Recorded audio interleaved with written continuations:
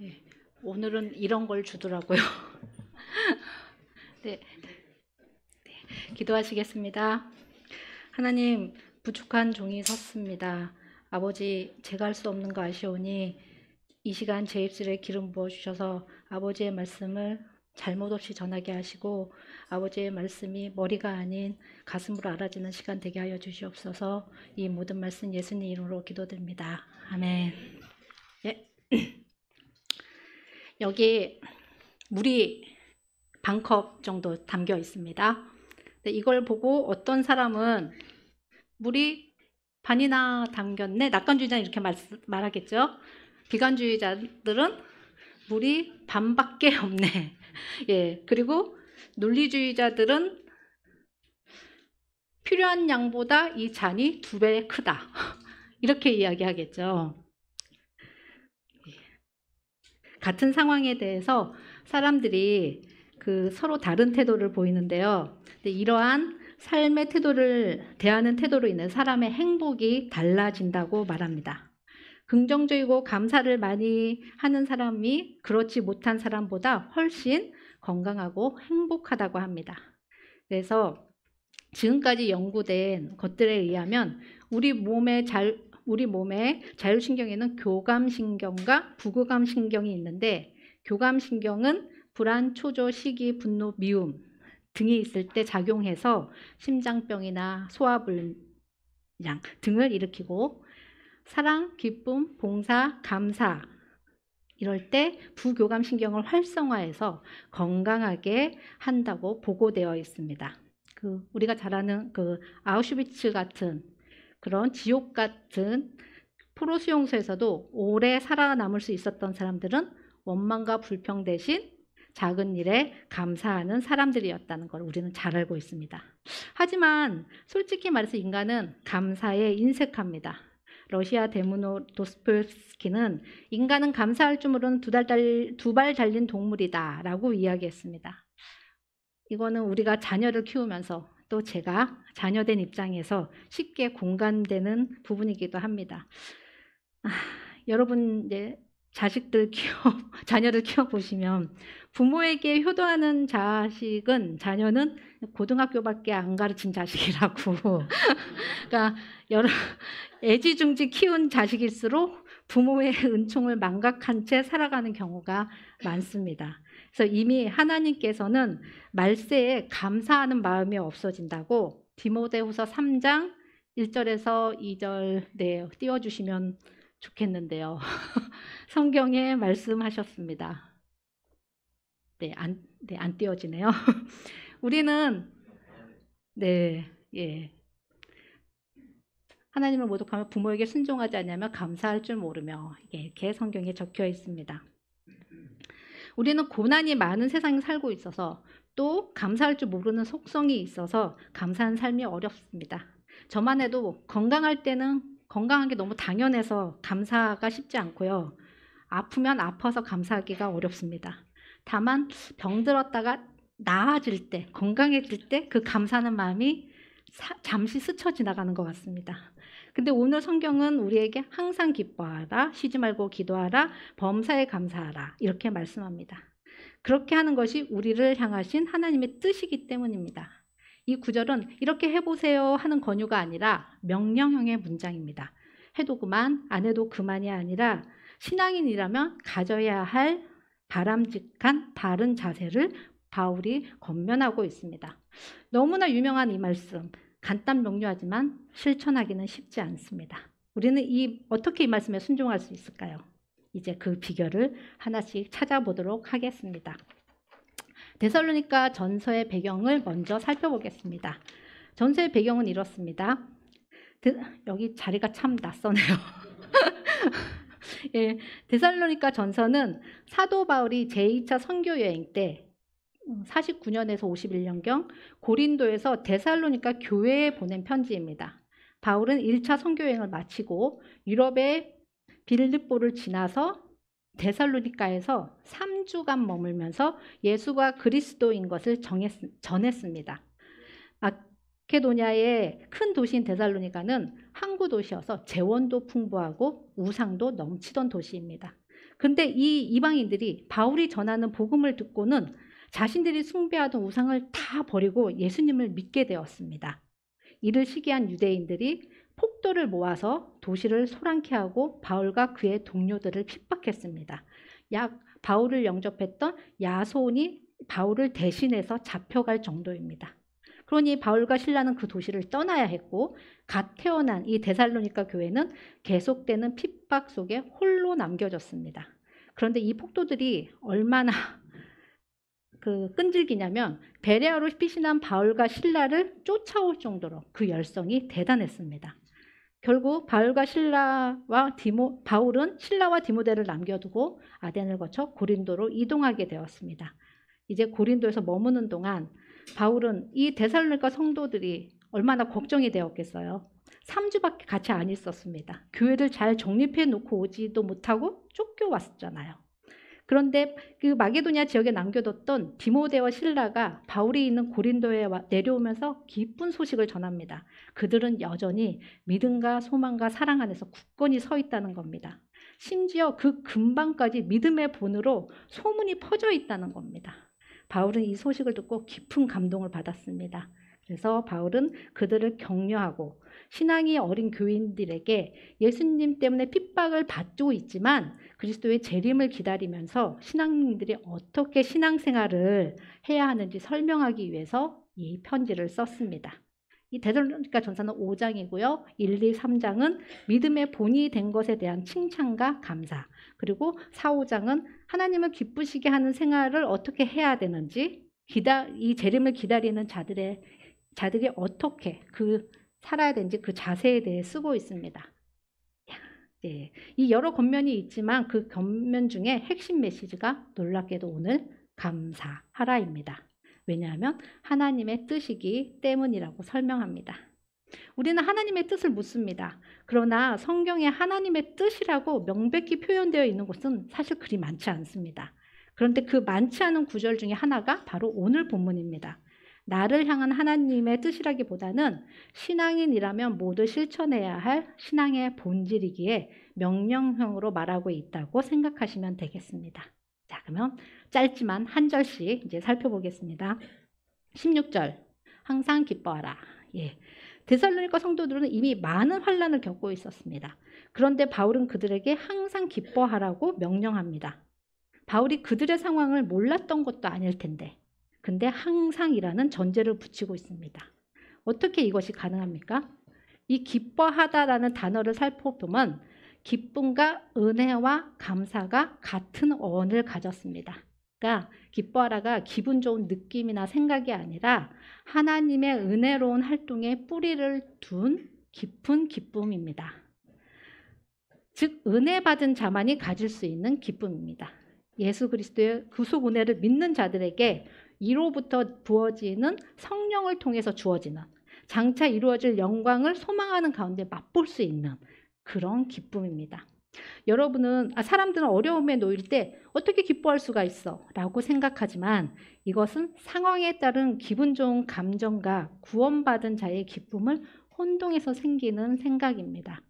데살로니가 교회에 이 명령을 준 사도 바울은 실제로 훗날 복음 때문에 예수님 때문에 옥에 갇히고 매를 맞고 피해를 보는 일이 있을 때에도 복음이 전파되는 것에 대해서 기뻐하며 빌립보 성도들에게도 전하고 있습니다.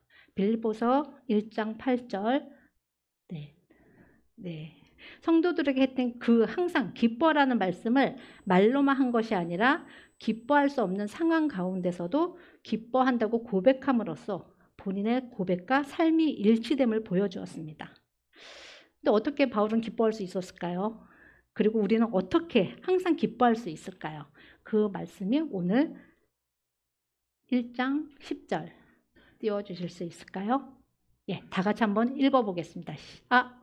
읽어보겠습니다. 시작.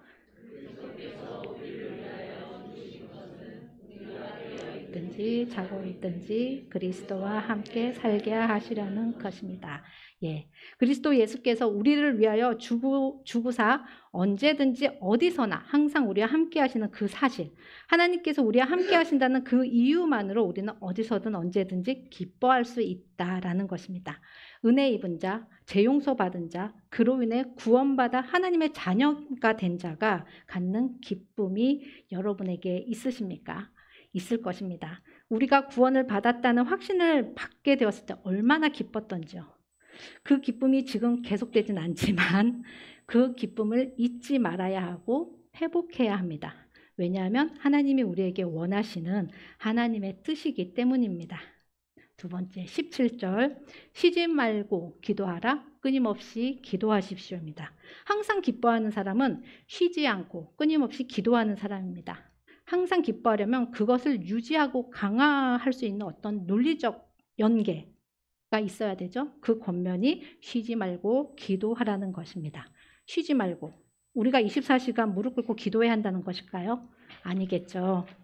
예, 극한 상황에 이를 때에도 마음을 열고 끊임없이 기도해야 함을 강조하는 것입니다. 구약의 제사장들이 제단의 불을 끊기지 않게 유지했던 것처럼 우리의 기도 생활도 규칙적이고 지속적이어야 합니다. 다시 말해서 하나님의 자녀된 우리가 하나님과의 관계 속에서 아버지와의 교제를 유지하고 계속하라는 의미입니다. 기도하라는 단어는 기도라는 단어가 성경에 두 가지가 있거든요. 근데 여기에 쓰이는 이 기도라는 단어는 내 필요를 구하는 기도가 아니라 하나님의 뜻이 이루어지기를 바라는 하나님 중심의 기도를 말합니다. 그러니까 자, 쉬지 않고 항상 기도하라는 것은 끊이지 않게 지속적으로 기도하라는 거고 기도는 하나님 중심의 기도이다라는 게 지금 17절의 말씀입니다. 그럼 어떻게 쉬지 않고 기도하기를 실제로 할 수 있을까 생각해 보았습니다. 예전에 목사님께서 설교 중에 우크라이나 무명의 순례자 이야기를 해주신 적이 있습니다. 그 사람 기억이 나실런지 그 사람이 쉬지 말고 기도하라를 그 의미를 알려고 순례를 떠납니다. 1년이나 찾았고 예수 기도를 답으로 받았습니다. 자, 오늘 홍상기 장로님께서 처음에도 기도해 주셨잖아요. 예. 주 예수 그리스도 하나님의 아들이시여 이 죄인을 불쌍히 여겨 주시옵소서. 예. 하루에 3,000번, 그 후에는 하루에 6,000번, 그 후에는 하루에 12,000번 하면서 처음에는 입술로 했지만 나중에는 이게 마음으로 드려지는 기도라는 것을 깨닫게 된다는 이야기였습니다. 예수 기도가 예가 될 수도 있고 그리고 이번 영성 훈련에서도 저희가 믿음의 기도를 배웠습니다. 예, 일상에서도 하나님을 향해 있는 것이 믿음의 기도잖아요. 그래서 옛날 성인들이 자기 생활을 하면서도 기도 생활을 할 수 있었던 비결, 예, 믿음의 기도가 쉬지 않고 기도하라는 그 기도하는 자세를 의미한다는 걸 저희가 영성 훈련에서 배웠습니다. 네, 하나님 중심의 기도, 어느 상황에서든지 하나님을 향한 자세, 즉 매 순간 하나님 우선하는 자세, 이게 쉬지 말고 기도하라입니다. 우리 학생들은 예수기도, 믿음의 기도 모르잖아요. 그래서 다른 말씀을 한번 찾아봤습니다. 많이 암송하고 있는 빌립보서 4장 6절, 7절과 이 말씀은 일맥상통합니다. 예를 들어 보겠습니다. 기쁨을 빼앗는 또는 마음을 어지럽히는 문제나 긴급한 일이 생기면 우리는 첫 반응을 어떻게 할까요? 잘 알 것 같은 전문가에게 찾아갑니다. 먼저 묻습니다. 우리 학생들은 AI에게 묻습니다. 예, 하나님께 먼저 가지 않는 거죠. 염려를 기도로 바꿔서 하나님께 말씀드려야 합니다. 기쁨의 근원 대신 그 주님께 가야 합니다. 이것이 구원의 기쁨을 잃어버리게 하는 이 세상 속에서 기쁨을 잃지 않고 유지할 수 있는 비결입니다.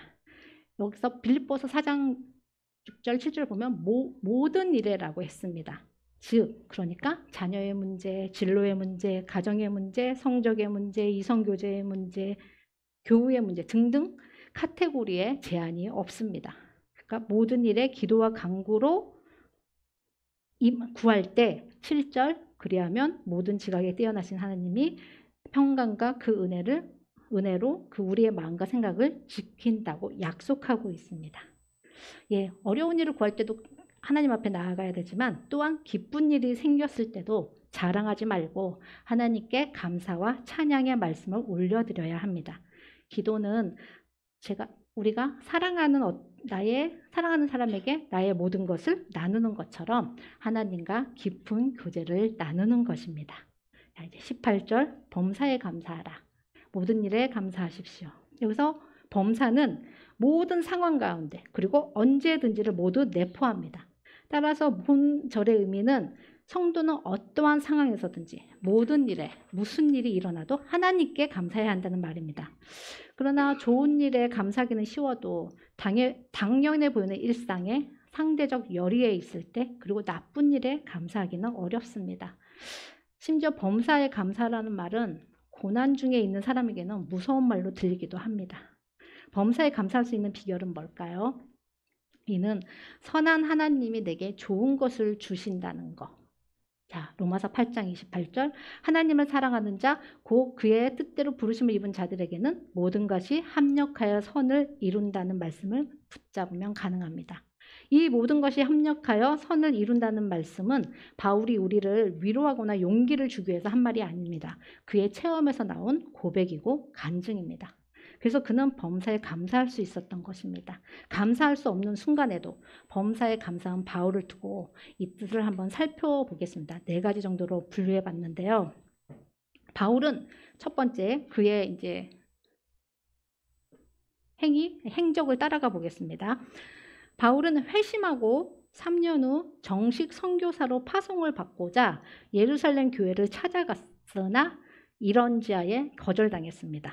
그래서 그는 다시 다소로 내려가 유배 아닌 유배 생활을 해야 했습니다. 13년 동안이나. 그때 얼마나 베드로가 원망스러웠을까요? 그러나 그때 바울은 환상과 계시를 체험했고 믿음의 확신을 얻게 되었습니다. 다소에 머무는 동안 그의 신학도 무르익어서 나중에 서신들에 녹아들어갔고 우리의 성경이 되었습니다. 계획대로 선교사가 되었다면 더 많은 교회를 세웠을지는 모르지만 기독교 신앙의 원리와 신학을 세우지는 못했을 것입니다. 바울에게는 회심에 더해서 더 다듬고 준비할 시간이 필요했던 것입니다. 그러니 계획대로 되지 않음이 잘한 일이죠. 계획대로 되지 않을 때 이것이 감사할 일입니다. 또 선교여행을 할 때도 로마에 가고자 했으나 하나님의 일이죠. 그럼에도 불구하고 매번 길이 막혀서 가지 못했습니다. 가지 못해서 우리에게 로마서를 줄 수 있었던 거죠. 로마서가 쓰였습니다. 로마에서도 가택연금 상태였기 때문에 교회에서 어떤 문제가 있다라고 이야기할 때마다 빨리 달려가서 말해주고 싶지만 달려가지 못하니 편지를 썼습니다. 그 편지들이 에피골몬, 에베소서, 빌립보서, 골로새서, 빌레몬서입니다. 아시아로 선교를 가려고 했는데 예수의 영이 허락치 않아서 마케도니아인이 오라고 손짓하는 환상을 보고 빌립보로 갔기 때문에 유럽 선교가 시작되었습니다. 하나님의 일을 하려고 할 때도 때로 막으십니다. 언더우드 선교사는 원래 인도 선교사로 갈 준비를 했는데 하나님이 그의 발걸음을 한국으로 돌리셨습니다. 길이 막혀도 감사하고 기뻐해야 합니다. 하나님은 한쪽 문을 닫으시면 다른 쪽 문을 열어주십니다. 그리고 그 길이 가장 선하게 인도하심입니다. 자, 고난이 이해가 안 될 때도 많지만 감사해야 합니다. 하나님이 그 일을 통해서 어떤 일을 이루실지 모르기 때문입니다. 바울이 실컷 두들겨 맞고 빌립보 감옥에 갇혔을 때 감옥에서 한밤중에 일어나 기도하고 찬양했습니다. 바울은 무슨 기도와 찬양을 했을까요? 그는 로마 시민이었으니까 감옥에서 나갈 겁니다. 그러니까 나를 나가게 해주세요라고 기도하지는 않았을 겁니다. 같이 있던 제수들이 예수님 믿기를, 구원받기를 기도하지 않았을까요? 그런데 그때 저절로 옥문이 열려서 도망갈 수 있게 되었습니다. 이 본문을 두고 보통은 기도하면 인생의 문이 열린다라는 설교를 많이 들으셨을 겁니다. 그런데 다시 곰곰이 생각해 보면 인생의 문이 열렸다기보다는 죄수들에게 예수님을 믿게 하는 문이 열렸습니다. 사실 바울은 로마 시민이기 때문에 감옥에 갇힐 일이 없습니다. 그러나 감옥에 갇히는 고난을 통해서 빌립보 간수와 그 가족이 구원을 받았습니다. 루데아의 집에 빌립보 교회가 세워진 후였고 거기에 간수와 그 가족이 더해졌습니다. 그러니까 교회에 믿는 자들이 더해지는 기쁨이 생긴 거죠. 이 사건을 통해서 바울은 또 합력하여 선을 이루는 체험을 하였습니다. 바울은 육체 가시도 감사해야 할 일입니다. 3번 구하였으나 하나님은 응답하지 않으셨습니다. 그러나 그 가시 때문에 의사 누가를 만났고 누가는 복음을 듣고 그리스도인이 되었고 주치의로 바울과 함께했습니다. 그 누가는 여러분들 다 아시는 것처럼 누가복음과 사도행전을 썼습니다. 바울이 아프지 않았으면 우리는 누가복음과 사도행전이 없을지도 모릅니다. 하나님은 모든 일을 합력하여 부르심을 받은 자에게 선을 이루시는 분이십니다. 그러니 좋은 일이 생겼을 때뿐만 아니라 평범한 일상을 주심도, 때로는 계획대로 안 돼도, 길이 막혀도, 고난도, 육체의 가시도 감사라는 하나님의 명령 또한 선합니다. 그런 여러분을 향한 주님의 선하신 섭리를 범사에 인정하시기 바랍니다. 네, 지금까지 3절을 다 살펴보았습니다. 이제 18절 후반부만 남겨놓고 있습니다. 하나님의 뜻은 무엇인가요? 예, 범사에 감사하라일까요? 아니면 제가 지금 세 가지를 말했으니까 셋 다일까요? 이 사실을 알 수 있는 것이 이것이에서 찾을 수 있습니다. 이것이는 단수형입니다. 3가지인데 우리는 지금 3가지 살펴봤잖아요. 근데 단수로 표현했다는 것은 이 셋이 서로 연계되어 있다는 것을 알려줍니다. 그러니까 셋으로 보이지만 사실은 하나라는 거지요. 항상 기뻐하는 사람은 끊임없이 기도하고 그러니까 끊임없이 기도하는 사람은 범사에 감사한다는 겁니다. 기도는 감사의 삶을 지탱하는 기둥이어서 기도 없이는 항상 기뻐할 수 없고 범사에 감사할 수도 없습니다. 왜냐하면 기도는 하나님께 우리가 드리잖아요. 근데 자신이 얼마나 작은지, 죄인인지를 느낄수록 하나님의 크심을 인정하고 내 중심에 하나님의 자리를 내어드리게 됩니다. 더 의지하게 됩니다. 그리고 선한 하나님의 섭리에 그 사랑에 감사하게 됩니다. 구원의 은혜를 기뻐하게 됩니다. 우리를 향하신 하나님의 뜻이 무엇입니까? 모든 일에 감사하는 것입니다. 네, 자 이제 영상을 하나 보려고 하는데요. 예, 그 뒤에서 잘 보이실지 모르겠습니다. 앞에 앉으니까 되게 잘 보이더라고요. 네. 43살 곽효진입니다. 20살 대학생 김세진입니다. 안녕하세요. 저는 원영선이고요. 나이는 38살, 영어 강사를 하고 있습니다.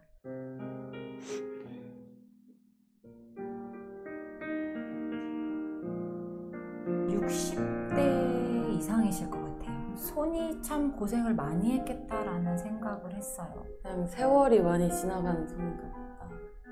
힘든 일 많이 하셨을 것 같아요. 열심히 사셨을 것 같아요. 뭔가 제작 일을 하실 것 같아요. 손끝에 반짝거리는 게 뭔가 많이 만져서 다른 지분이 달아있는 것 같아요.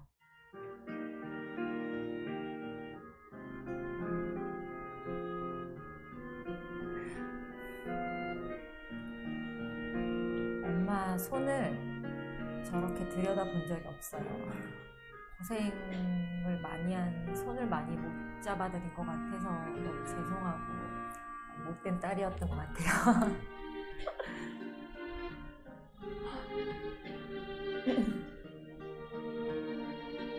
아빠 손인 줄 몰랐어요. 많이 힘드셨을 것 같아서 수고하셨다고 감사하다고 말씀드리고 싶어요. 가장 많이 희생했던 분인데 제가 많이 불평하고 마음을 힘들게 했지만 묵묵히 그 자리에서 저의 불평을 받아주셨다 그 생각이 들었어요. 사랑합니다. 네, 여기까지. 네, 자 여러분 부모님의 손이라고 했잖아요. 여러분들 부모님의 손을 보셨나요? 우리 학생들. 예, 부모님께 감사하다고 말씀드릴 수 있으면 좋겠습니다. 부모님께 감사하다고 말할 수 없는 사람들도 있습니다. 그러니까 부모님이 내 옆에 계심을 감사하시면 좋겠습니다. 그런데 제가 이 동영상을 보면서 우리 하나님의 손은 어떠실까 묵상했습니다. 우리는 너무 부모님이 우리한테 잘해주니까 부모님의 사랑을 당연하다고 느끼듯이 하나님의 사랑을 당연하다고 여기고 감사를 잊었는지 모르겠습니다. 감사는 상황이 아니라 선택입니다. 그리고 이 선택이 우리의 삶을 전환합니다. 우리는 내 삶에 기적이 일어나면 감사를 하겠다고 생각하지만 감사가 기적에 앞섭니다. 예수님도 감사하시고 나서 기적을 행하셨습니다. 우리가 진정 감사를 시작할 때 하나님께서 일하기 시작하십니다.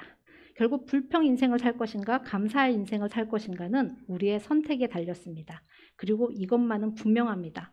감사는 하나님을 기쁘시게 하지만 불평은 사탄을 기쁘게 만든다는 겁니다.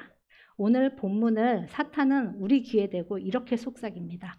항상 낙심하라, 쉬지 말고 원망해라, 범사에 불평해라, 이는 너희를 향한 사탄의 뜻이니라. 예. 자, 그렇게 하지 마시고 하나님의 뜻대로 살아서 하나님께 기쁨이 되는 귀한 자녀들이 될 수 있기를 예수님의 이름으로 축원합니다. 예, 기도드리겠습니다. 하나님, 오늘 감사에 대해 말씀을 나누게 하시니 감사합니다. 우리 모두 이 명석한 두뇌로 불평하는 대신 감사를 선택하는 자녀 되게 하여 주시옵소서. 돌아보면 다 은혜입니다. 아버지, 합력하여 선을 이루는 아버지의 섭리 안에 우리가 있음을 알고 범사에 감사하는 자녀 되게 하여 주시옵소서. 예수님의 이름으로 기도드립니다. 아멘.